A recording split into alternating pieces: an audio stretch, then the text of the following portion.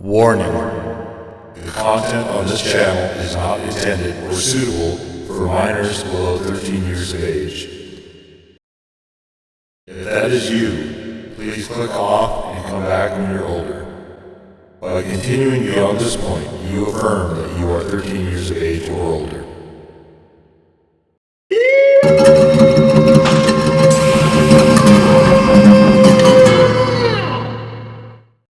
What's up? What is going on, swears? We are back with part 2 of Astrologaster, in which we are a non-licensed physician who's using star charts, basically, to treat people during the time of the plague.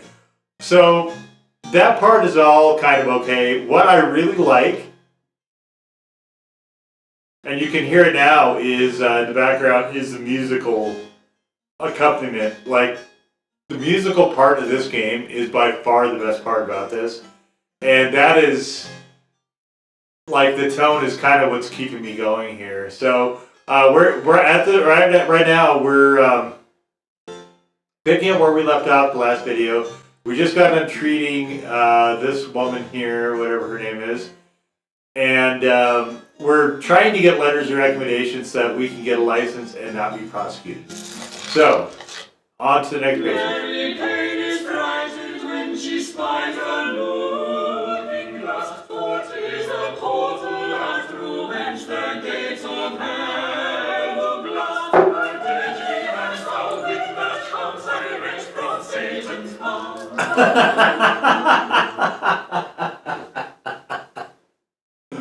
Oh my god, these lyrics. I would have loved to have been in the choir trying to actually sing this stuff. That would have been awesome. There sometimes are clues in the song as well. Pleasant morrow to you, Dr. Forman. I am Mary Payne of 4th Street in Lambeth. I'm come to seek your counsel about my neighbours. Good morrow, Mistress Payne. What? And well met. What trouble do your neighbours give you? They play their lutes into the night, perchance? Mayhap a neighbour has cast a malignant spell upon your cabbages. Why, sir, Oh, 'tis no dude. trifling matter. Indeed, 'tis a matter of grave importance. Okay, Doubtless get on you with it. do know we have a Catholic living on 4th Street. A What? woman by the name of Avis Allen. What? Yes, I did hear tell that Mistress Allen subscribes to the Romish faith. But 'tis no crime to be a Catholic, is it, madam? At least, not at present. Aye, but harbouring a Jesuit priest is, Dr. Forman. These evenings past, I have spied a man sneaking in and out of the Allen's house. 'Tis my reckoning, the man is a priest who is going hither and thither all over Lambeth to perform the Catholic Mass and take confessions. What? Doubtless Mr. Allen is hiding him in one of those little cupboards. Why are You mean to here? say you think Mr. Allen has installed a priest hole in his house? A secret room hidden behind the wood panelling of a wall? Indeed I do. What? I am certain that he has such a hole, and that a priest is going in and out of Mr. Allen's hole from dusk till dawn. Verily? How troubling. Oh, my But surely lord. you are mistaken, madam, for under the cover of darkness, how can you be sure the man you did spy was not Mr. Allen himself? Nay, 'twas not Why are Mr. you going to Allen. doctor for this? Mr. Allen is a fine, tall figure of a man, whereas the figure I did spy was very narrow and malformed in appearance. A scrawny little imp of a man he was. I see. Now, you must not think me intolerant, Dr. Forman. If Mistress Allen must cling to her idolatrous backward beliefs, 'tis her own affair, and I have no wish to cause trouble for the Allens. That's nice of you. And even Why though the fuck Mistress are you Allen has here? lately not been seen in church, thus far I have held my tongue about it. Oh, that's nice. But we residents of 4th Street are decent English folk. We will not abide an agent of Rome sneaking around our neighbourhood, muttering incantations in some devilish foreign tongue. I think you mean Latin, madam. But before I act upon my suspicions, I think it wise to know if there be any truth in them. Then let us see what the stars can tell us. Oh, so Who now is we're this mysterious straying stranger, away from and why does he frequent the doctor Allen's house stuff. late at night?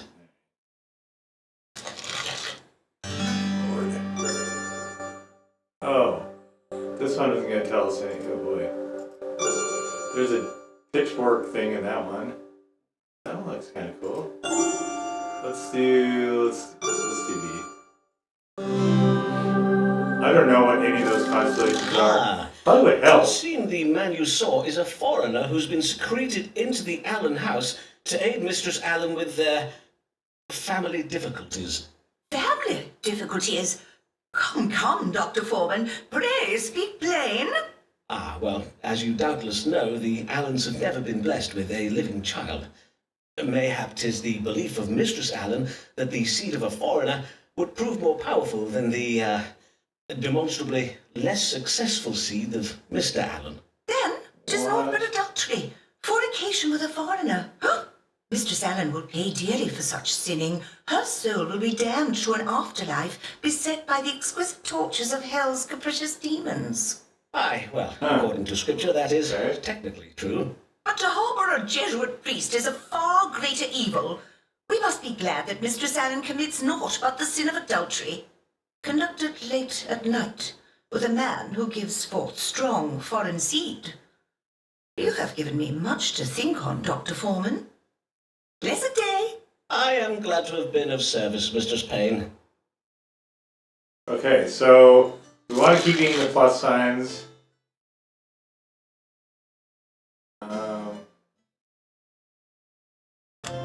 Alright, so we're getting what a fine looking youth. Herman's manservant is. Oh, would that ever my niece's age again. Oh. When the querent does rock a continental frock, till the canary does rock a Okay, alright, we gotta try to get some. when his Italian flat features are finished, tis We phenomenal. gotta try to get this guy, because he did give us a recommendation yet.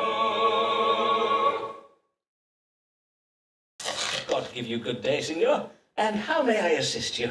Tis I, Riccardo Ferraro, Yes. come once again to see the great dottore, Simon Forman. So I see. Jesus. What brings you this day? I bring myself to you, so you treat my illness. Tis very grave. And, what might this illness be? Perchance we might start with your complaints. First problem is the laughter that cannot be controlled. This voice acting is really good Laughter, also. you say? I see. Anything else? Next problem, the dancing that cannot be controlled. Uncontrollable dancing. And yet, you do not appear to be dancing at present. What can I say? Tis uncontrollable dancing. I cannot control when I dance. Nay, 'tis a fair point. Doubtless, my disease, whatever it may be, is very rare and very difficult to diagnose.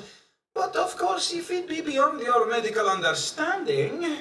Let me assure you, Signor, that whatever is said of us on the continent, the learning of we English doctors is unparalleled. There is no better medical care to be had than in London. Now, let us see whether the stars may tell us something of your unusual and troubling illness. Okay.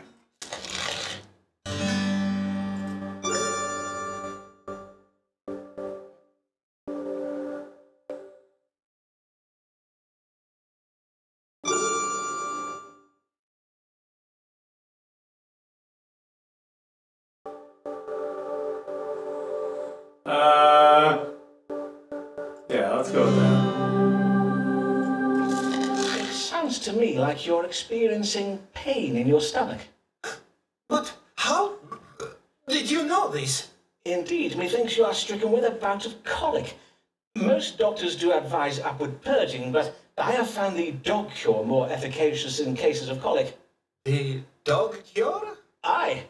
First you must find a dog lying idle on the ground. What? On any street in London you will find such a creature. Then you must kick the dog away, lower your breeches, and then make water upon the spot where the dog What? will lie. If you say so, Signor Forman. If we were not on English soil, of course, I would have said you were bitten by a tarantula. But there be no such spiders in England. Our weather is much too cold for them. Indeed, only an overqualified quack who draws his medical knowledge from books alone would think such a diagnosis appropriate in this case. Indeed, most ludicrous. And in truth, the laughing and dancing you are troubled with may doubtless be attributed to your hot-blooded Latin temperament. Doubtless you speak it true, eh? 'Tis but a symptom of my hot Venetian blood. Ricardo Ferraro bids you good day. Okay.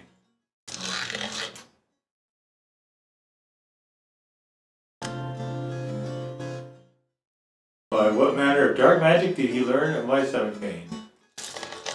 Okay. Why does this lady feel confined? Mayhap the word is too unkind. Nay, doctor, medicate her mind. Pray cure this comely lady. Pray cure this comely lady. Okay. Good day to you, madam. Yes. Good day, Mr. Forman.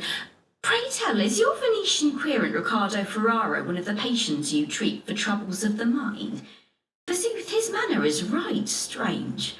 I passed him at the door, and when I addressed him in the Italian tongue, he abruptly turned from me and ran away down the street. Nay, Signor Ferraro has no grave troubles of the mind that I'm aware of. Mayhap he was merely dumbstruck by your beauty, madam. Dr. Forman, Oh, a man is rarely struck dumb by a woman's beauty. Indeed, 'tis quite the reverse. He is oft rendered all the more loquacious, plaguing her with ill-formed metaphors he believes are compliments, and with hasty declarations and Whoa. invitations she has neither sought nor invited. What's my glassware? Quite. But let us turn our minds to happier thoughts. I did lately hear of your marriage to your cousin, Mr. Alfonso Lania, for which I must congratulate you. And as I recall, you were with child when I last saw you. I was, as you correctly judged. And your child and husband are both well, I hope? I would rather not discourse on the subject of my husband, Dr. Forman. As it pleases you, madam. What brings you this day? Lately I have been feeling heavy and lethargic. I do also find it hard to fix my attention upon the book I am reading or upon words I am composing. And yet, although I oft feel right tired, I am having difficulty sleeping. Ah, well, becoming a mother, beset with all the demands of a suckling babe, can force change upon the normal rhythms of life. Nay, 'tis not that, for I have employed a wet nurse for the feeding and much of the care of my son.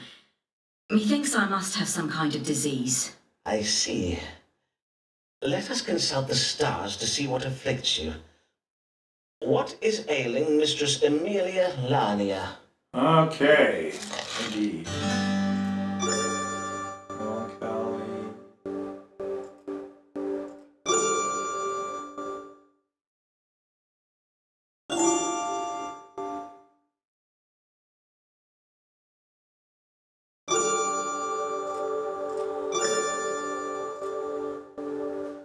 Oops. Well, let's go with the lion. Mistress Lania, the stars indicate that your suffering is occasioned by melancholy, or, in other words, black bile. I see. And what treatment can you give me for it? Before we speak of treating your condition, madam, I think it wise we determine what has provoked it.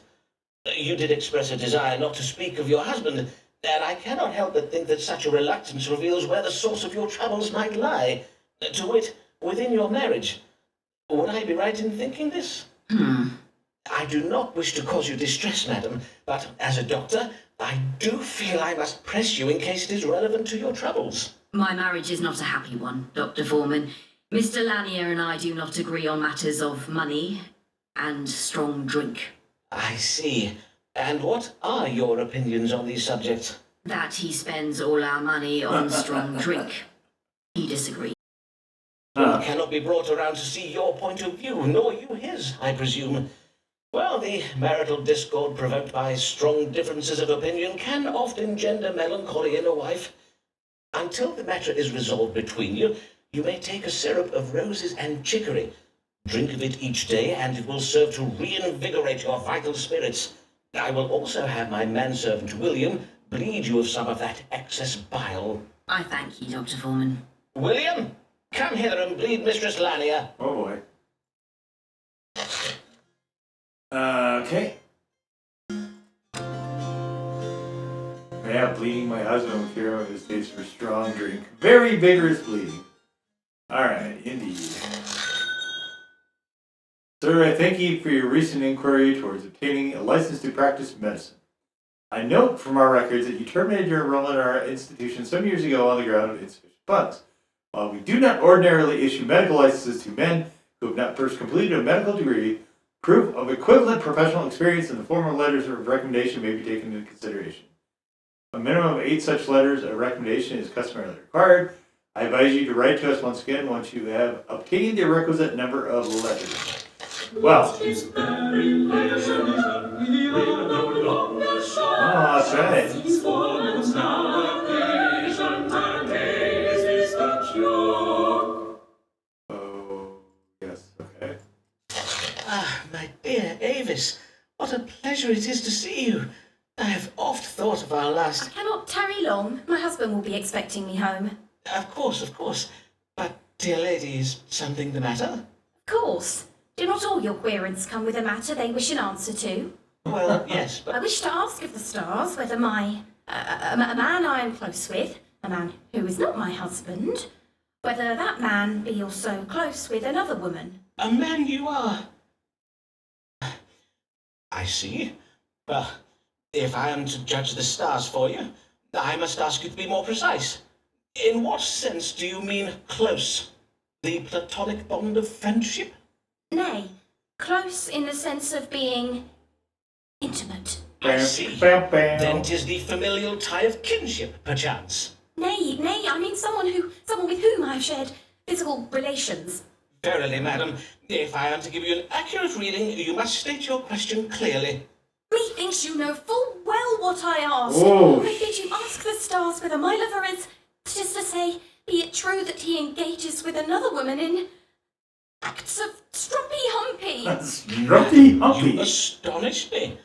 'Tis unlike you to speak such Whoa. delicate words. Now, if I understand you correctly, you have a lover, and you wish to know whether he has been sharing his tender favours with another woman. Aye, but did I not verily say so? And now that we have at last fathomed your question, let us read the stars to fathom an answer. Let's do that. Has Mistress Allen's lover been unfaithful to her? Okay, this is weird.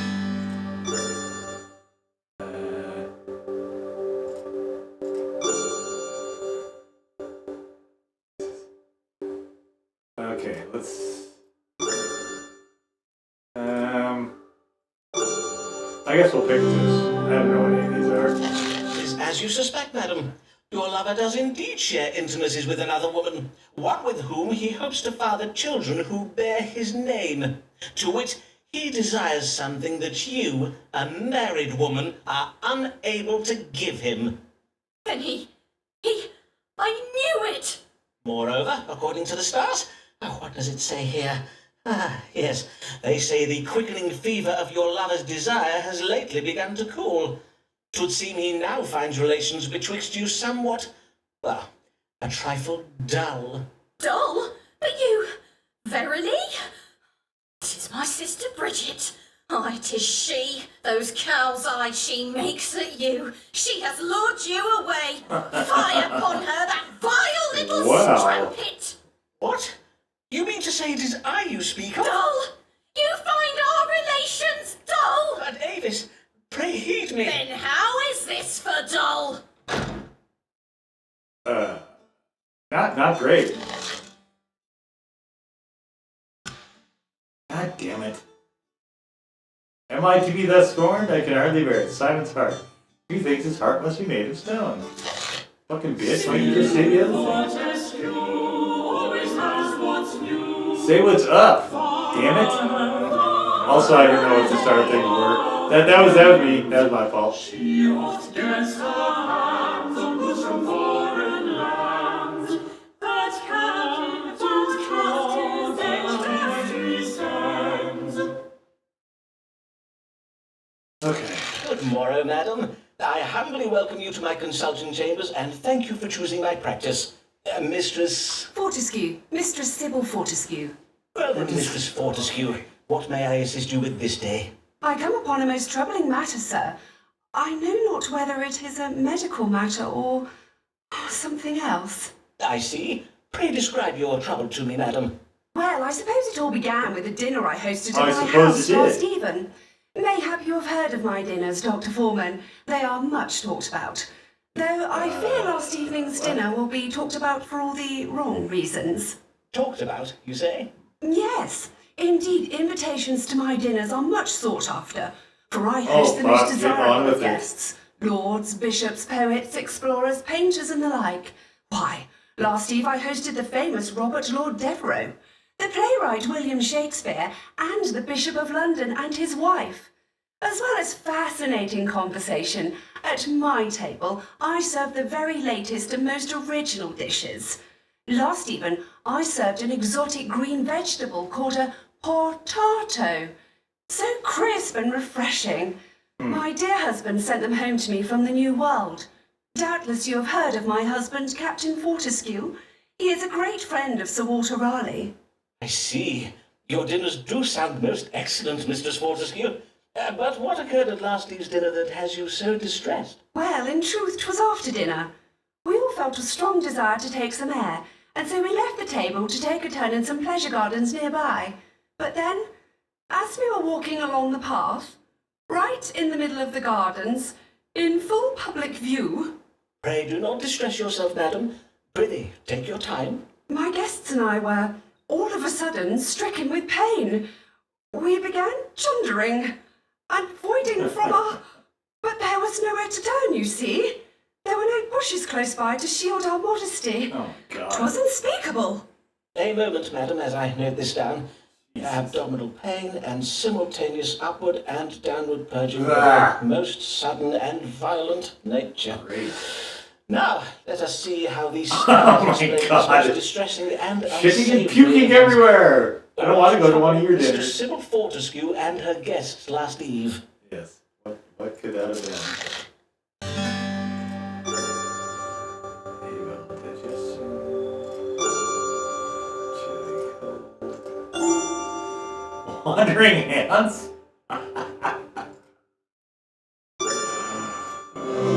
Madam, I think you said the New World vegetables you dined upon were green in colour, did you not? And you described them as crisp and refreshing, I think. I take it then that you served them to your guests green and raw? Yes, indeed. Most of the potatoes my husband sent me were full dull and unhealthsome in appearance. Hence I served only the green ones. I had my cook cut them in such a way as to resemble roses. 'Tis the way I oft serve my apples. Ah, then your trouble was a severe case of evil digestion. I have read that these vegetables can be noxious if they turn green. Oh, my days! Do you mean I poisoned my guests? In a manner of speaking, aye. But worry not, madam, for the suffering was but temporary. Indeed, it does sound as if the bodies of your guests were most comprehensively purged of the poison. However, in future be sure to cook the potatoes until they are soft, and pray do not eat the ones that have turned green. As God shall mend me, what a shameful affair this has been. I shall go home and, well, I shall write to my husband and ask that he includes cooking instructions with the next gift of food that he sends me. I thank ye and bid ye good day, Dr. Forman. All right. See ya. Whoa. Nice. What a fine-looking young man Dr. Forman is for a manservant. Boy, they love my manservant. Here comes a literary mind, one such as we do rarely find. Just needs a man to be behind, for she's good a lady. Good even, Miss Lanier. What brings you? I am come about my future, Dr. Forman. I wish to know whether I will find success as a writer of poems and plays. You can predict futures, can you not? You, madam, a writer of poems and of plays. Forsooth, how verily remarkable. Indeed. Well, 'tis true most of us Basanos and Laniers are musicians, but I have chosen a different path. I've lately begun a collaboration with a poet and playwright. Let us call him Mr. S. He is presently writing a play that takes place in northern Italy, and as I am of Italian heritage, he has asked me to help him write it. How interesting. And does this collaboration betwixt you go well? Right well. or so methinks. Indeed, Mr. S did suggest that I am full talented as a writer. Be not afraid of greatness, he told me. For once our play opens upon the London stage, our success will follow, as night follows day. Okay. I see. Then what would you have me ask the stars, madam? Well, I've noted that Mr. S, although a brilliant man, is oft prone to exaggerated melodrama and implausible plot resolutions. I wish to know whether this story of his, of our future success, is true. Very wise of you, madam. Then let us see whether your success or failure is writ in the stars. Will Mistress Amelia Lanier find fame and fortune as a writer?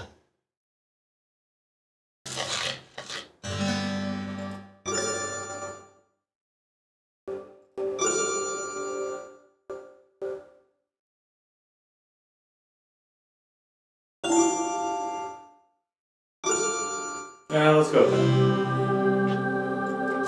The stars urge you to reflect, Mistress Lanier. You seek success as a poet, and yet you seem to forget you already have a vocation, madam. 'Tis a most important one. Verily? Well, to be sure, I did lately undertake some Latin translation work for Lord Hunsdon, but I do not feel my translation work is as important as my literary work. Think on it, madam. This manner of employment is one that may be considered the oldest profession in the world. Motherhood, Mistress Lanier. For no matter the heights of literary success you achieve, no matter the import of the artistic and social contributions you make, what do critics expect you to say?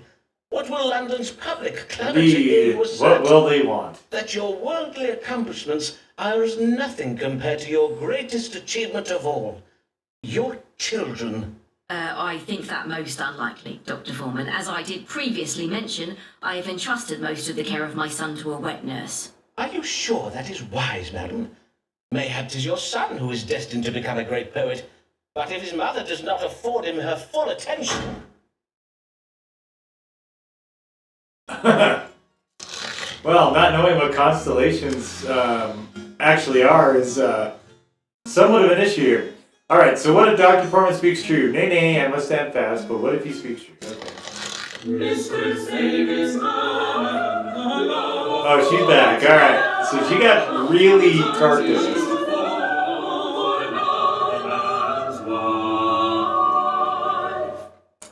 Right. Good day to you, sir. Good day to you, madam. Yes? What service may I perform for you this day? For me? None. None at all. Okay. Verily. Then I cannot fathom why you... It was my husband who bade me come, for he finds it difficult to speak of. As I say, he had me come in his stead, and I could think of no reason to give him for why I should not come. I see. And what is troubling your husband? Madam, I cannot treat a querent without knowing first what his troubles are. He is unable to perform his marital duties. I see. And whatever does that mean? Your husband forgets to put out the night soil? Oh my God. Some broken shelving he's neglected to fix? Prithee, madam, I bid you be more precise.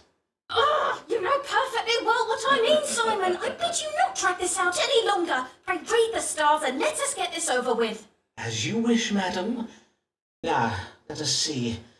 What ails Mr. Allen so as to render him unable to perform his marital obligations towards Mistress Allen?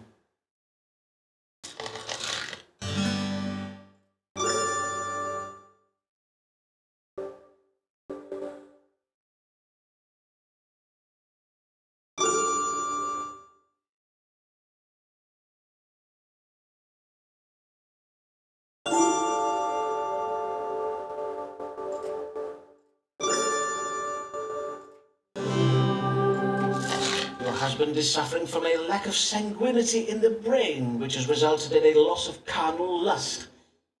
According to my chart, there is little hope of remedy. Verily, no hope at all. Nay, I'm afeard not. Oh, then Mr. Allen is not, cannot be a full husband to me. At least not in the full, true sense of being a husband. Precisely so. Here we go. And as a physician, it behoves me to observe how unnatural and lamentable it is that a wife be so neglected. Oh, Simon. Oh, my darling Avis. Okay. Chicka pow pow. Oh, we fucked her again. All right. Hey, a letter of recommendation. Ka-chow. I will say 100 Hail Marys for the bed this year. Hey, 200. Okay. All right, so we are going to leave off here. We got our letter of recommendation from Avis Allen, who we are also stooping. And so we've got one. We need to get 7 more after this. I don't know if we can stoop any more